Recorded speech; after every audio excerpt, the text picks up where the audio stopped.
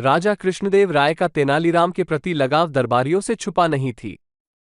ईर्ष्या के मारे कुछ दरबारियों की रातों की नींद और दिन का चैन हराम हो गए थे।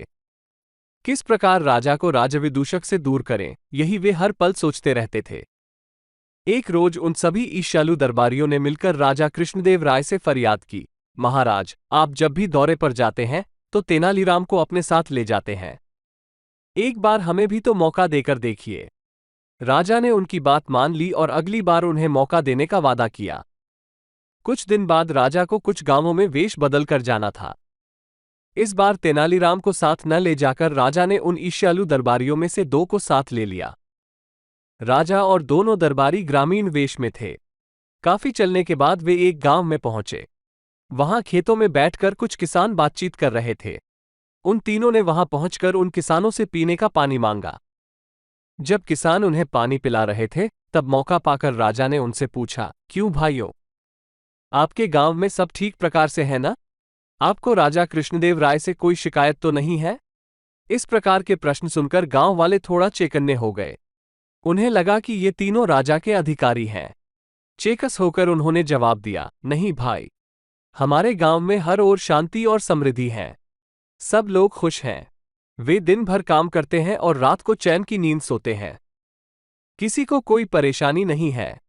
महाराज तो अपनी प्रजा को अपने बच्चों की तरह मानते हैं, तो फिर परेशानी या शिकायत कैसी? गांव के लोग राजा के बारे में क्या सोचते हैं? राजा कृष्णदेव राय ने फिर पूछा। इस बार एक बूढ़ा किसान आगे आया और पास के खेत से एक गन्ना उखाड़कर राजा के पास आया और बोला, हुजूर, हमारे महाराज इस गन्ने की तरह हैं। राजा अपनी तुलना गन्ने से होता देखकर हक्के बक्के रह गए। न तो उन्हें बूढ़े किसान की बात का मतलब समझ में आया, न वे पूरी तरह गांव वाले की अपने बारे में राय जान पाए। राजा ने अपने साथ आए दोनों दरबारियों से बूढ़े किसान की बात का अर्थ स्पष्ट करने को कहा, तो उन दोनों में से एक दरबारी बोला, हुजूर, मेरे विचार में ये बूढ़ा किसान कहना चाहता है कि हमारे महाराज इस गन्ने की तरह कमजोर हैं, जैसे इसके एक ही झटके में गन्ने को जड़ से उखाड़ फेंका जा सकता है। राजा कृष्णदेव राय कुछ क्षणों तक दरबारी की इस व्याख्या पर विचार करते रहे। फिर वे क्रोध से लाल हो गए और उस बूढ़े किसान से चिल्लाकर बोले, तुम मुझे पहचानते नहीं हो कि मैं कौन हूं? राजा के क्रोध भरे शब्दों को सुनकर बूढ़ा किसान थर थर कांपने लगा। तभी पास की एक झोपड़ी से एक दाढ़ी वाला किसान चादर ओढ़े निकल कर आया और नम्रतापूर्वक बोला, हुजूर, मैं तो आपको देखते ही पहचान गया था, परंतु क्षमा चाहता हूं कि मेरा ये साथी महाराज को गन्ने की भांति नर्म और मीठा बता रहा है। साथ ही वो कह रहा है कि चोरों, बदमाशों और दुश्मनों के लिए वे कड़क हैं और उन्हें अच्छी प्रकार सजा देते हैं।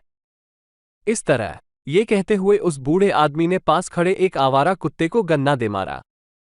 काएं काएं करता हुआ कुत्ता वहां से भाग गया। तभी दाढ़ी मुंह से हटा दी। राजा के साथ आए दोनों दरबारी आश्चर्य से एक साथ बोल उठे, तेनाली, तुम हमारा पीछे कर रहे थे? तेनालीराम ने मुस्कुराकर कहा, मैं आपको महाराज के साथ अकेले कैसे छोड़ सकता था? आपकी बातों से हमारे शांतिप्रिय महाराज का क्रोध जाग उठा था। इन निर्दोष किसानों की बातों का ऐसा उल्टा अर्थ आपने लगाया भी कैसे? अब राजा कृष्णदेव बोले, सही कहते हो तेनाली, मूर्खों के साथ विहार करना नुकसानदायक सिद्ध होता है। भविष्य में मैं ऐसा कभी नहीं करूंगा।